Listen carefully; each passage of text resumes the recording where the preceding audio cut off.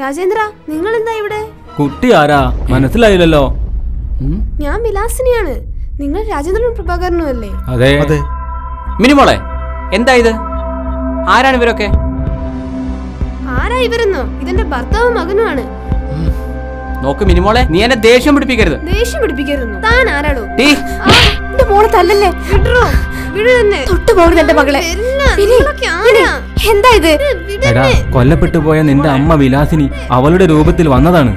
തീർച്ചയായും അമ്മയെ കൊന്നത് ആരാണെന്ന് നമുക്ക് ഇവരോട് ചോദിച്ചു മനസ്സിലാക്കാം. ഇതങ്ങനെ വിട്ടുകൊടുക്കരുത്. ആ കാറിന്റെ നമ്പറും ആ വീടും നമുക്ക് മനസ്സിലാക്കണം. തീർച്ചയായും. മിണ്ടാതിരിയടി, മര്യാദയ്ക്ക് കാർ കയറ്. വേണ്ട, ഇനിയും ഞങ്ങളെ പിന്തുടരേണ്ട. അത് അപകടമാണ്. ആദിത്യവർമ്മ തടയുന്നൊന്നും ആർക്കും നൽകാനാവില്ല. ആദിത്യവർമ്മ നൽകുന്നൊന്നും ആർക്കും തടയാനും ആവില്ല. ഉഡായിപ്പ് കളിക്കല്ലേ, പണിപ്പാളും. Keep in mind, keep in mind.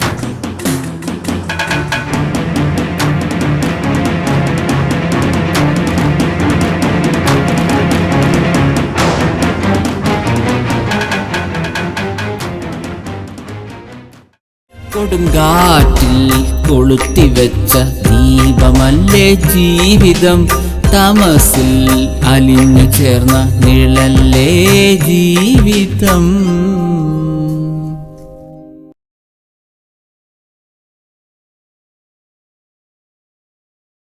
കഴിഞ്ഞ ദിവസം ഈ വിഷയം നിങ്ങളോട് ഞാൻ പറഞ്ഞതല്ലേ, എത്രയും പെട്ടെന്ന് ഡോക്ടറെ കാണിക്കണമെന്ന്. അപ്പോൾ നിങ്ങൾ എന്നെ തല്ലാൻ കൊല്ലാൻ വന്നു. ഇപ്പൊ എന്തായി? നോക്ക്, നീ ശവത്ത് കുത്തരുത്. ചേട്ടനെ വേദനിപ്പിക്കാൻ വേണ്ടി പറഞ്ഞതല്ല. ഇനിയെങ്കിലും എത്രയും പെട്ടെന്ന് ഒരു ന്യൂറോളജിസ്റ്റിനെ കാണിക്കണം. പക്ഷെ ഒരിക്കൽ നാം ഇത്തരം ആളുകളുടെ അടുത്ത് പോയാൽ പിന്നെ ജീവിതകാലം മുഴുവൻ ഭ്രാന്താണ് ഭ്രാന്താണെന്ന് ആളുകൾ മുദ്രകുത്തും. എത്ര തേച്ചാലും മാച്ചാലും ആ പേര് പോകില്ല. പക്ഷെ ചേട്ടാ, ഞാൻ ഉദ്ദേശിച്ചത്, ഞാൻ അനുഭവിച്ച വേദന എന്റെ മകളെങ്കിലും അനുഭവിക്കരുതെന്ന് കരുതിയിട്ടാണ് ഡോക്ടറുടെ അടുത്തേക്ക് പോകരുതെന്ന് ഞാൻ പറഞ്ഞത്. എങ്കിൽ വല്ല മന്ത്രവാദിയുടെ അടുത്ത് കൊണ്ടുപോയാലോ? അവളുടെ ശരീരത്തിലെ പ്രേതത്തെ മന്ത്രവാദി ഒളിപ്പിച്ചോളും. മാത്രമല്ല, അവളുടെ ജാതക പ്രകാരം കണ്ടകശനിയും ഏഴരശനിയും ഒരുമിച്ച് അനുഭവിക്കുകയാണ്. കണ്ടകശനി കൊണ്ടേ പോകും എന്ന് കേട്ടിട്ടില്ലേ? എടി, നീയൊക്കെ ഏത് ലോകത്താണ് ജീവിക്കുന്നത്? ഒരു മന്ത്രവാദിയും പ്രേതവും ഒരു കണ്ടകശനിയും. ശരി, എന്നാ പിന്നെ ചേട്ടൻ ഡോക്ടറെയും കാണിക്കണ്ട, മന്ത്രവാദിയും കാണിക്കണ്ട. മിനിമോൾക്ക് ക്ലാസ്സിൽ പലപ്പോഴും ബോധം പോകാറുണ്ടെന്നാ ടീച്ചർ പറഞ്ഞത്. അവൾ എവിടേക്കെങ്കിലും ഇറങ്ങിപ്പോയ ചേട്ടൻ എന്ത് ചെയ്യും? പെൺകുട്ടിയാ, ഓർത്തോ. ശരി, നാളെ ഡോക്ടറെ കാണിക്കാം, പോരെ?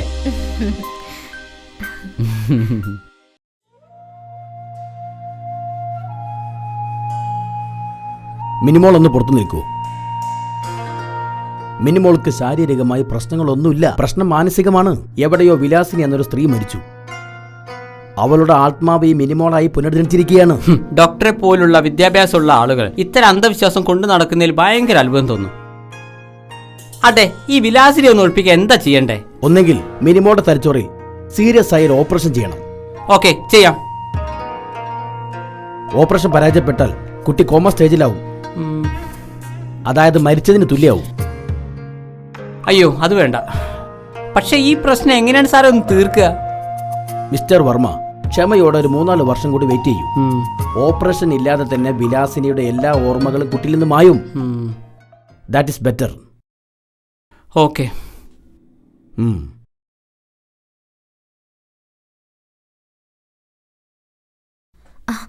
ചേട്ടാ, ഡോക്ടർ എന്ത് പറഞ്ഞു?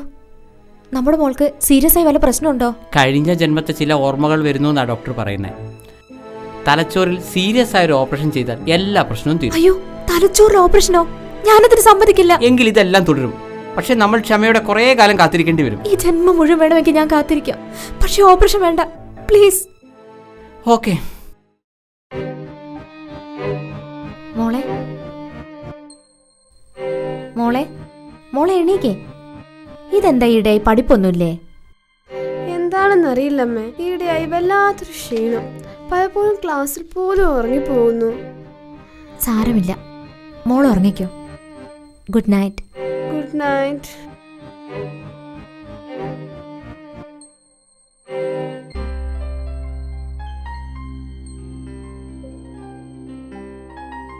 മിനിമോള് പഠിക്കുന്നുണ്ടോ? ആ, സ്ട്രോങ് ആയ മരുന്ന് കുടിക്കുന്നുണ്ട്, ഇടയ്ക്ക് ഉറങ്ങുന്നുണ്ട്. കഷ്ടം. എത്ര സ്മാർട്ടായ കുട്ടിയായിരുന്നു അല്ലേ? എല്ലാം ശരിയാവും. ചേട്ടൻ ദയവ് ചെയ്ത് ടെൻഷൻ കൂട്ടണ്ട. നോക്ക്, ലൈഫ് നന്നായി എൻജോയ് ചെയ്യാനല്ലേ ഡോക്ടർ പറഞ്ഞത്. നമുക്കൊരു വാവ കൂടി വേണ്ടേ? വേണ്ട. നമ്മുടെ പ്രാണനൊന്ന്, നമ്മളൊന്ന്, നമുക്കൊന്ന് എന്ന് നീ കേട്ടിട്ടില്ലേ? ഇല്ല. നമ്മുടെ കണ്ണ് രണ്ട്, നമ്മൾ രണ്ട്, നമുക്ക് രണ്ട് എന്നാണ് ഞാൻ കേട്ടിട്ടുള്ളത്. നമുക്കൊരു ആൺകുട്ടി കൂടി വേണം. ഇനി ഒരു കുട്ടിയോടി ഉണ്ടായാൽ അത് ആൺകുട്ടിയാന്ന് നിനക്കാരെയും വാക്ക് തന്നിട്ടുണ്ട്? തന്നു. ആര്? ജോത്സ്യൻ. ഒരു സ്ത്രീയുടെ വയസ്സ് പ്രസവ സമയത്ത് ഒറ്റ സംഖ്യയാണെങ്കിൽ ആൺകുട്ടി, അല്ലെങ്കിൽ പെൺകുട്ടി. അത് വെച്ച് നോക്കുമ്പോ ഇപ്പൊ ആൺകുട്ടി ഉറപ്പാ. ആ ജോത്സ്യൻ എന്റെ കൈ കിട്ടിയാ ഇനി അതൊരു പെൺകുട്ടിയാണെങ്കിലും ഞാനതങ്ങ് സഹിച്ചു. ആ സൂരജ് മുതലാളി മരിച്ചോടുകൂടി കമ്പനി അവന് ഫ്രീ ആയും കിട്ടി, ആപ്പിൾ പോലത്തെ ഒരു പെണ്ണിനെയും കിട്ടി. വാ. ആ സ്നേഹയുടെ അച്ഛൻ പതിവ് പോലെ ഇന്നും എന്നെ വിളിച്ചിരുന്നു. ഓ, എന്നെ കൊണ്ട് വീണ്ടും വിവാഹം കഴിപ്പിക്കാനാവും അല്ലേ? നീ ഇപ്പോഴും വളരെ ചെറുപ്പാണ്. എനിക്ക് തോന്നുന്നു ഒരു നല്ല എഞ്ചിനീയർ നീ വിവാഹം കഴിക്കേ. മാത്രമല്ല ഈ കമ്പനി എല്ലാം നോക്കി നടത്താൻ ഒരാളാകും. അതിനെല്ലാം ഇപ്പൊ വർമാജി ഉണ്ടല്ലോ. ആദ്യ ഭർത്താവ് 1 വർഷത്തിനിടയിൽ എന്നെ എത്ര കരയിപ്പിച്ചെന്ന് വർമാജിക്ക് അറിയാലോ. എനിക്കിനി വിവാഹം വേണ്ട. എല്ലാരും അങ്ങനെ ആകണമെന്നില്ല. ശരി, സമ്മതിച്ചു. എങ്കിൽ വർമാജിയെ പോലെ കഴിവും സത്യസന്ധതയും സ്നേഹിക്കാനുള്ളൊരു മനസ്സുള്ള ആളെ എനിക്ക് വേണ്ടി കണ്ടുപിടിക്കൂ.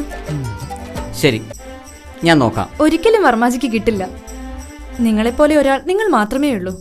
സത്യം പറഞ്ഞാൽ വർമാജി മാരീഡ് അല്ലായിരുന്നുവെങ്കിൽ ഞാൻ താങ്കളെ എപ്പോഴും വിവാഹം കഴിച്ചേനെ. ബുദ്ധിമുട്ടിക്കല്ലേ. നോക്ക് സ്നേഹ, എനിക്ക് ഈ സൈറ്റിൽ കുറച്ച് വർക്കുണ്ട്. സ്നേഹ വേണമെങ്കിൽ വീട്ടിലേക്ക് വെക്കോളൂ. വീട്ടിൽ പോയാൽ ബോറടിക്കും. ഞാൻ ഇവിടെ തന്നെ നിൽക്കാം. ഒന്നുമില്ലേലും വർമാജി ഇങ്ങനെ നോക്കിയിരിക്കാലോ.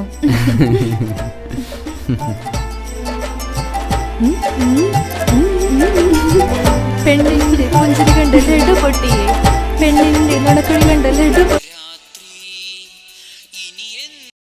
ഹലോ ഹലോ, നോക്ക് ആന്റി, ഞാൻ മിനിമോളുടെ ഫ്രണ്ട് രമ്യ. ഇന്നലത്തെ പോലെ മിനിമോൾ ഇന്നും ക്ലാസ്സിൽ ഓടിപ്പോവാൻ ശ്രമിച്ചു. എന്റെ കൃഷ്ണ, എന്നിട്ട് ടീച്ചറും ഞങ്ങൾ എല്ലാവരും ചേർന്ന് പിടിച്ചു വെച്ചില്ലായിരുന്നെങ്കിൽ അവൾ പുറത്തേക്ക് ഓടിപ്പോയേനെ. പക്ഷെ വൈകുന്നേരം ഒരു പ്രശ്നവും കണ്ടില്ലല്ലോ. കുറച്ചു കഴിഞ്ഞപ്പോ വീണ്ടും മിനിമോളാണെന്ന് തിരിച്ചറിഞ്ഞു. ആന്റി, ഇതേതോ പ്രേതത്തിന്റെ കളിയാ. ആന്റി സൂക്ഷിക്കണേ. ശരി മോളെ.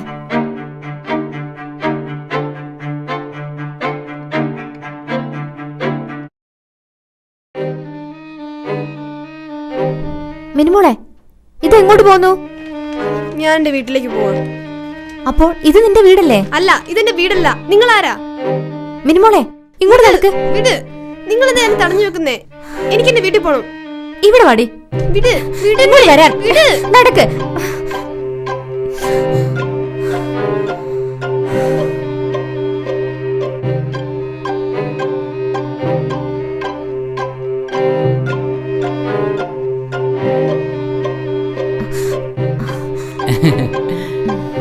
മോളെ, ഇന്ന് നല്ലൊരു ദിവസമായിരുന്നു.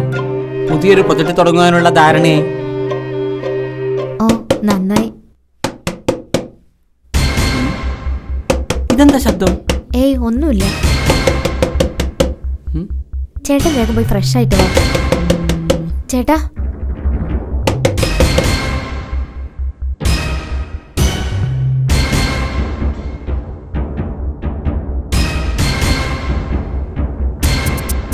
എന്തിനാ മുറി ലോക്ക് ചെയ്ത്? അത് പിന്നെ മോളാ പ്രൊജക്ട് ചെയ്തോ? നാളെ സബ്മിറ്റ് ചെയ്യാനുള്ളതല്ലേ? ഓക്കെ.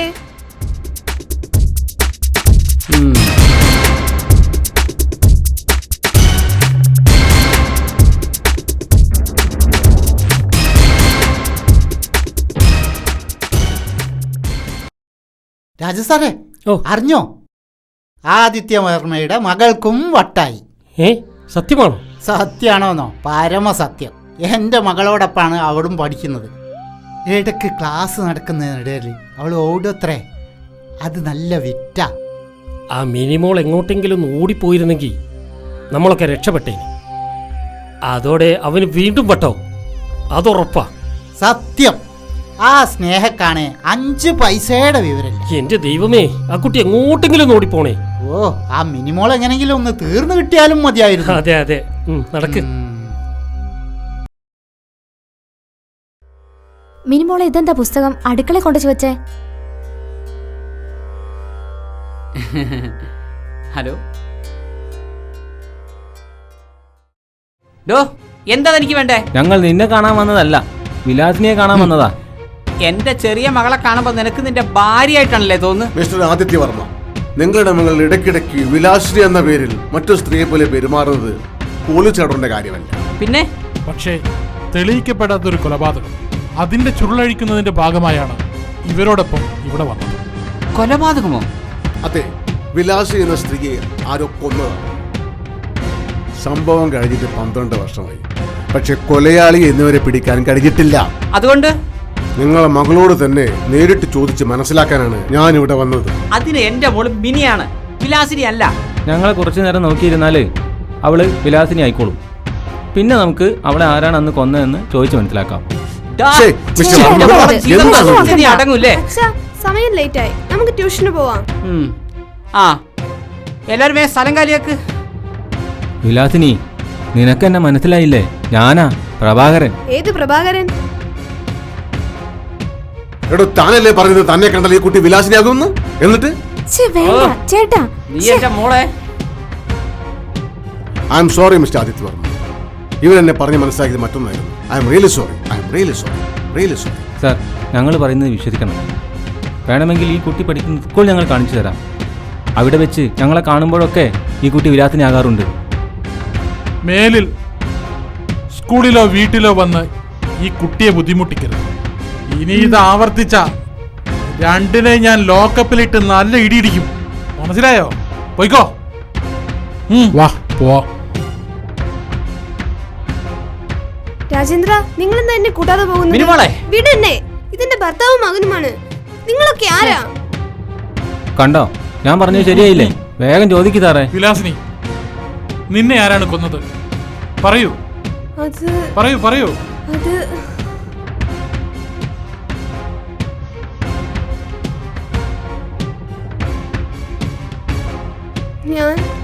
ഞാനൊരു വലിയ തറവാട്ടിലെ അംഗമായിരുന്നു.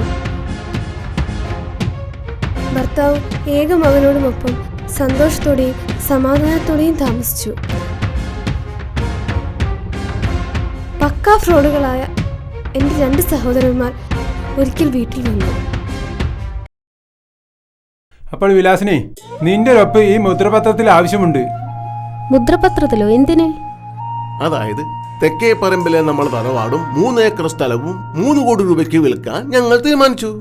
മരിച്ചുപോയ അച്ഛന്റെ പേരിലെ സ്വത്തായതുകൊണ്ട് അത് വിൽക്കുവാനുള്ള എഗ്രിമെന്റിലും നമ്മൾ 3 പേരും ഒപ്പ് വെക്കേണ്ടി വരും. ചേട്ടാ, അതിന്റെ 1/3 അവകാശം എനിക്കും. പഴയ കാലത്തുള്ള സ്വത്തല്ലേ, അന്നൊന്നും സ്ത്രീകൾക്ക് സ്വത്തിൽ അവകാശമില്ല. എങ്കിൽ പിന്നെ എന്തിനാ എന്റെ ഒപ്പ്? പഴയ സ്വത്തല്ലേ, എന്റെ ഒപ്പില്ലാതെ തന്നെ അങ്ങ് വിറ്റു. അത് പിന്നെ നിനക്കറിയാമല്ലോ, നിന്റെ കല്യാണത്തിന് 100 പവന്റെ പണ്ടമാണ് അച്ഛൻ നിനക്ക് തന്നിട്ടുള്ളത്. അതേപോലെ ഞങ്ങൾക്കും കിട്ടണ്ടേ? അച്ഛൻ മരിച്ചതിൽ പിന്നെ അച്ഛന്റെ 2 ഫാക്ടറികളും നിങ്ങൾ 2 പേരും കൂടിയല്ലേ നടത്തി വരുന്നത്. പിന്നെ പടിഞ്ഞാറെ പറമ്പില് 2 ബംഗ്ലാവും വീടും ഉണ്ടാക്കി തന്നില്ലേ? എല്ലാം സത്യമാണ്. അതുപോലെ ഇതുകൂടി നീ ഞങ്ങൾക്ക് സൗജന്യമായിട്ട് തരണം. നോ, എനിക്ക് അവകാശപ്പെട്ട 1 കോടി രൂപ തരാതെ ഞാൻ ഇതിൽ ഒപ്പിടില്ല. മതി, അതിനുശേഷം ഒപ്പിട്ടാ മതി. പെങ്ങളെ, നമ്മൾ ഈ നിസ്സാര വിഷയത്തിൽ പിടങ്ങണ്ട. നമുക്ക് എന്താന്ന് വെച്ചാ ചെയ്യാം.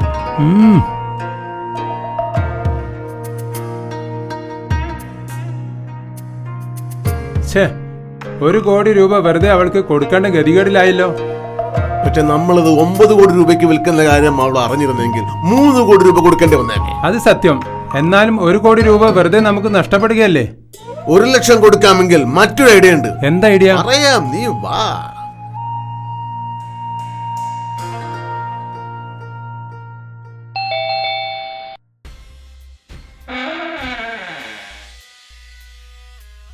പെങ്ങളെ, പൈസ ഒന്നും തരാൻ പറ്റൂല. ഒപ്പിടുന്നുണ്ടോ ഇല്ലയോ? ഇല്ല, ഞാൻ അതിൽ ഒപ്പിട്ട് തരില്ല. ഉറപ്പാണോ? ആ, ഉറപ്പ്. എന്നാൽ ഒന്നേക്കുമായി ഗുഡ് ബൈ പെങ്ങളെ. Good bye. അയ്യോ,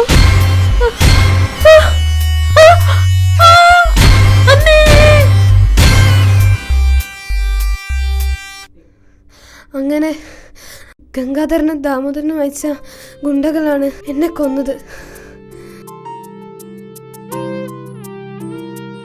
ഓക്കെ, നമുക്ക് എത്രയും പെട്ടെന്ന് അവരെല്ലാം പിടികൂടി അറസ്റ്റ് ചെയ്ത് കൊണ്ടുവരണം. ഓക്കെ, ശരി സർ. Come on. രാജേന്ദ്ര, നിങ്ങൾ എന്നെ കൊണ്ടുപോകുന്നില്ലേ? മിനിമോളെ. വിട്, വിട് എന്നെ. വിട്, ഞാൻ അവരുടെ കൂടെ പോകട്ടെ. നടക്കാൻ. വിട്. മോളെ